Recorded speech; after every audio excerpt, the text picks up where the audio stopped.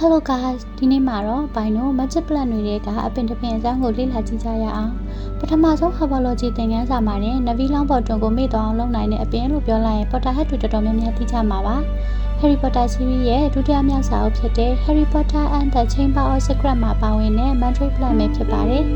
Mandrake Plant ကိုဘာသာပြန်ရရင်အိတ်ဆေးပေါ်ရာ၌အသုံးပြုသည့်အစိတ်ရှိသောဆေးပတ်ဝင်အပင်လို့အဓိပ္ပာယ်ရပါတယ်